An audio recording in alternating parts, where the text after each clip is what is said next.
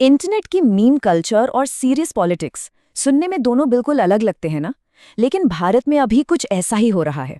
एक बिल्कुल नया और काफी वायरल डिजिटल मूवमेंट चल रहा है जिसने दुनिया भर के स्टूडेंट्स और यूथ का ध्यान अपनी तरफ खींच लिया है। आज हम इस विश्लेषण में यही समझेंगे कि कैसे इंटरनेट का ह्यूमर यानी मजाक मस्ती एक बहुत ही गंभीर राजनीतिक बदलाव की आवाज बन रहा है। तो सबसे पहले बात करते हैं इस वायरल जेन ज़ेड मूवमेंट की, जो सिर्फ 5 दिन के अंदर एक डिजिटल फिनोमिनन बन गया। अब जरा इस मोमेंट का स्केल देखिए, सच में दिमाग घूम जाएगा। एक तरफ है ruling party, Bharatiya Janata party यानी बीजेपी, जो खुद को दुनिया की सबसे बड़ी राजनीतिक पार्टी बताती है। इनके इंस्टाग्राम पर करीब 90 लाख फॉलोअर्स हैं। और दूसरी तरफ कॉकरोच जनता पार्टी या सीजेपी। ये सिर्फ 5 दिन पुरानी है दोस्तों, और इसके फॉलोअर्स की संख्या लगभग 1.5 करोड़ तक पहुंच गई है। मतलब सोचने वाली बात है, एक नए इंटरनेट ग्रुप का इतनी तेजी से आगे बढ़ना, वो भी रूलिंग पार्टी के ऑनलाइन फॉलोअर्स को पीछे छोड़ते हुए, वाकई हैरान करने वाला है। आखिर ये कॉकरोच जनता पार्टी है क्या? ये असल में जेन ज़ेड द्वारा चलाया जा रहा एक मूवमेंट है। और इनका लोगो देखिए, एक मोबाइल फोन के ऊपर बैठा हुआ कॉकरोच। ये लोग बहुत ही डीप जनरेशनल इश्यूज को उठाने के लिए मीम्स और लाइट हार्टेड कॉमेडी का सहारा ले रहे हैं।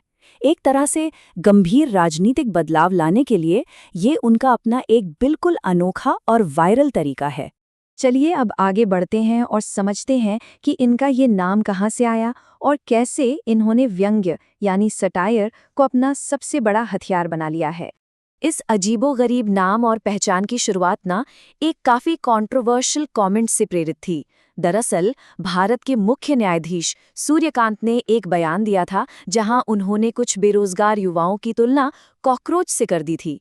हालांकि बाद में उन्होंने क्लैरिफाई किया कि उनका इरादा युवाओं की आलोचना करना नहीं था, बल्कि वो उन लोगों की बात कर रहे थे जिनके पास फर्जी और जाली डिग्रियां हैं और जो परजीवियों या पैरासाइट्स की तरह काम करते हैं।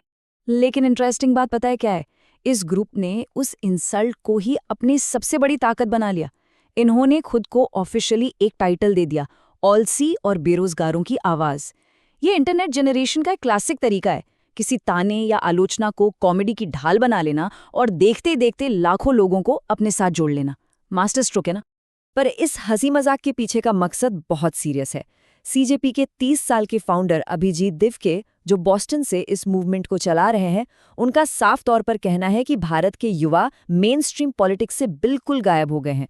कोई भी उनके मुद्दों पर ध्यान नहीं दे रहा है।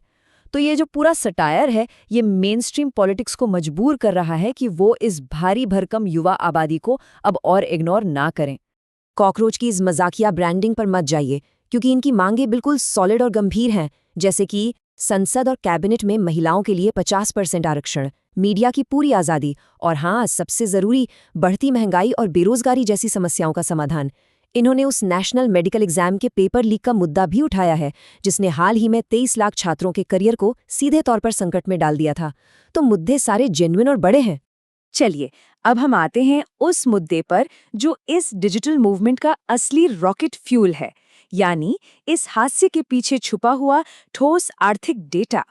एक फैक्ट जानना बहुत जरूरी है।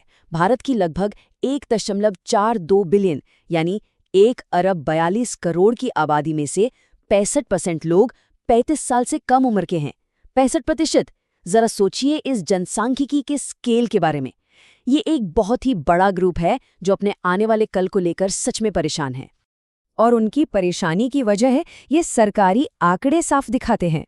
2025 के डेटा के हिसाब से अगर हम 15 साल और उससे ऊपर की जनरल पॉपुलेशन की बात करें तो अनएम्प्लॉयमेंट रेट 3.1% है। लेकिन जब बात 15 से 29 साल के युवाओं की आती है तो ये बेरोजगारी दर बहुत ज़्यादा यानी 9.9% पर पहुंच जाती है। ये डिफरेंस खुद में एक बहुत बड़ी कहानी बयां करता है। अगर हम इस 9.9% यूथ अनएम्प्लॉयमेंट रेट की गहराई में जाएं तो पिक्चर और भी क्लियर होती है।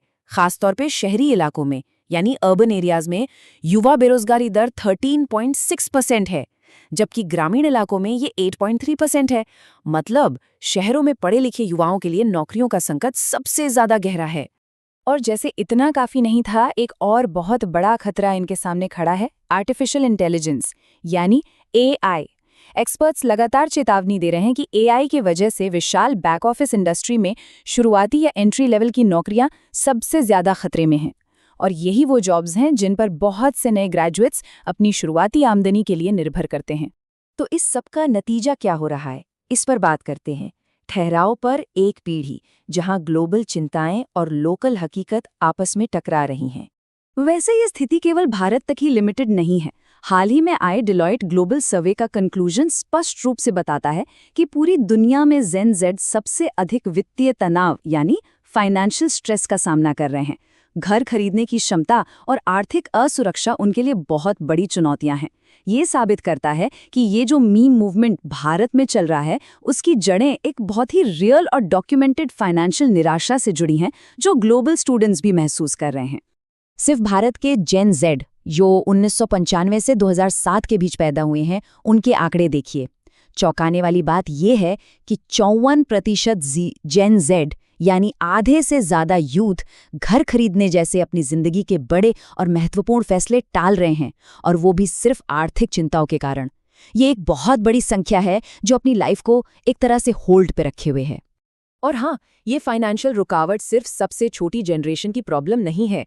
जो मिलेनियल्स हैं, यानी 1983 और 1994 के बीच पैदा हुए लोग, उनमें से भी करीब 44% लोग इसी भारी वित्तीय दबाव के चलते अपने जीवन के प्रमुख फैसले टाल रहे हैं।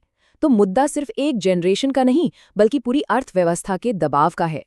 इन सारे फैक्ट्स और इस पूरे डिजिटल मूवमेंट को देखने के बाद एक बहुत ही महत्वपूर्ण सवाल जहन में आता है। क्या हास्य और इंटरनेट संस्कृति उस पीढ़ी के लिए राजनीतिक विरोध की एक नई यूनिवर्सल लैंग्वेज बनते जा रहे हैं, जो भारी वित्तीय तनाव से गुजर रही हैं? जरूर सोचिएगा इस बारे में कि कैसे हमारी आर्थिक चिंताएं और डिजिटल दुनिया मिलकर राजनीतिक सक्रियता का एक नया रूप गढ़ रहे हैं। और क्या पता, अगला बड़ा बदलाव किसी मीम से ही शुरू हो जाए।